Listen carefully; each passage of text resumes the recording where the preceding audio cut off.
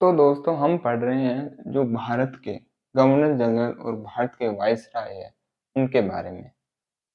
भारत के governor general के बारे में अधिकतर पढ़ लिया। तो अब आता है भारत का वायसराय। तो लॉर्ड कैनिंग भारत का फर्स्ट वायसराय था। लॉर्ड कैनिंग 1856 से लेकर 1858 तक भारत का गवर्नर जनरल के तौर पर काम करता है। और जब 1857 की क्रांति के बाद में 1858 का 1858 का भारत शासन एक्ट आता है, उसमें भारतीय गवर्नर जनरल के पद को वायसराय के तौर पर बदल दिया जाता है। यानी कि जो भारत का जो लॉर्ड कैनिंग थे, यह भारत का अंतिम गवर्नर जनरल और भारत का फर्स्ट वायसराय कौन था? वह लॉर्ड कैनिंग था। इनके काल में 1856 में विधवा पुनर्विवाह एक्ट आता है, ईश्वर चंद विद्यासागर के प्रयासों से। विधवा पुनर्विवाह एक्ट आता है किसके प्रयासों से? याद रखना दोस्तों, ईश्वर चंद विद्यासागर के प्रयासों के कारण।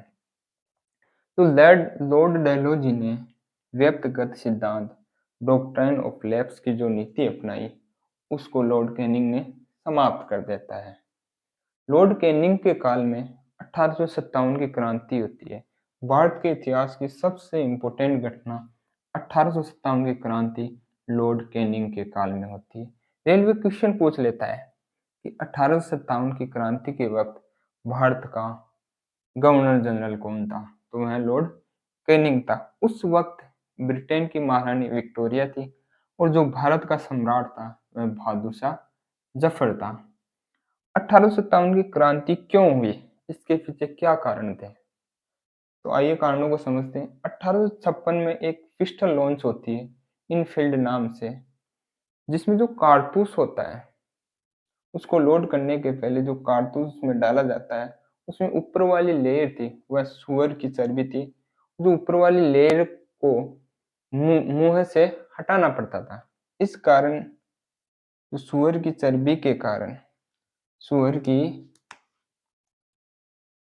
दोस्तों सुअर की चर्बी के कारण हिंदू और मुसलमानों की आस्था के खिलाफ था।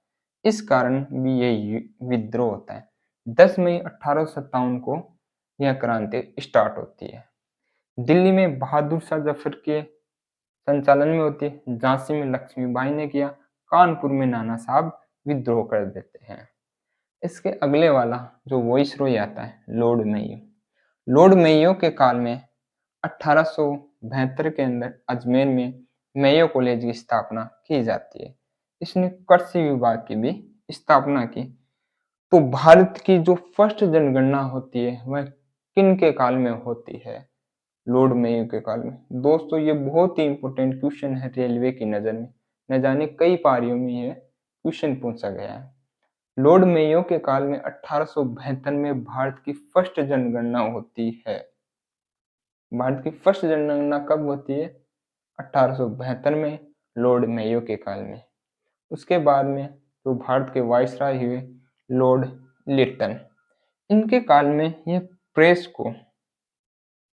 की स्वतंत्रता को दबाने के लिए वर्नाकुलर प्रेस एक्ट आता है 1878 का।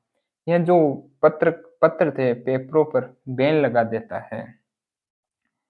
जो स्थायी तौर पर या स्थानीय भाषा में जो समाचार पत्र चल रहे थे उनको यह बैन कर देता है। 1877 में दिल्ली दरबार लगाता है। दिल्ली दरबार क्यों लगा? क्योंकि विक्टोरिया के प्रति केसर-ए-हिंद की उपाधि दी गई।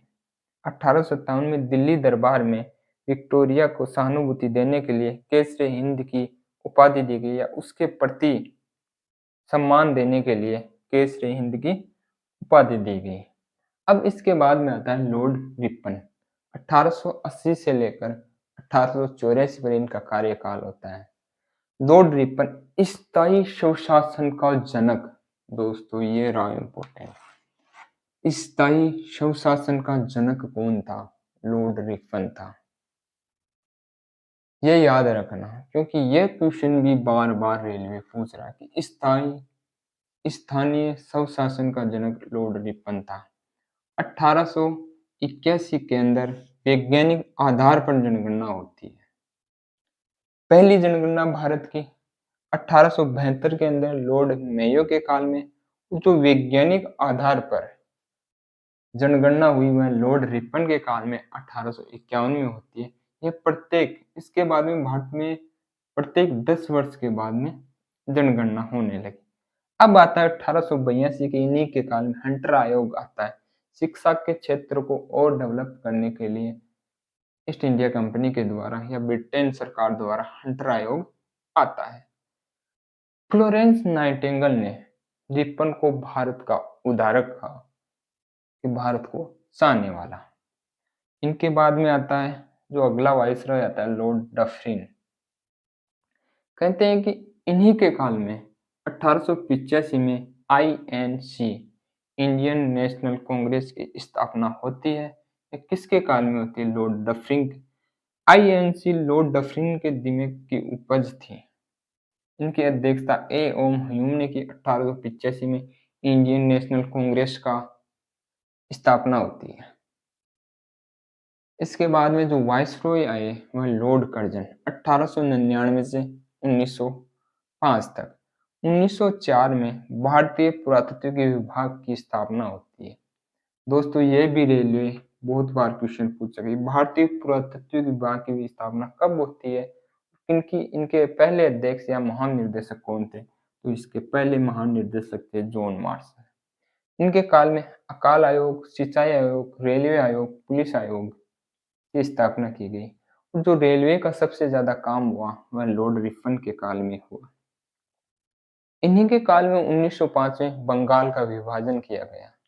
बंगाल को 2 भागों में बांट दिया गया और उनके अलग अलग गवर्नर बना दिए गए।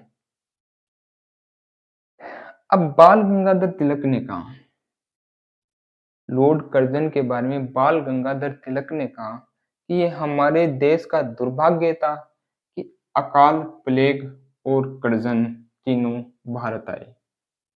कि ये हमारे देश का दुर्भाग्य था कि अकाल, प्लेग और कर्जन तीनों एक साथ भारत में आए, क्योंकि उस वक्त छप्पनिया अकाल पड़ा, प्लेग की बीमारी आ गई और ऊपर से कर्जन और था। ये दोस्तों एक क्वेश्चन था जो बहुत इंपॉर्टेंट है। संवाद कौमुदनी की रचना किसने की या किनकी पत्रिका थी? यह राजा राममोहन राय की पत्रिका थी। दोस्तों यदि हमारा वीडियो इंफॉर्मेटिव लग रहा है तो कमेंट सेक्शन में बताना और चैनल को शेयर और सब्सक्राइब भी करना। धन्यवाद दोस्तों।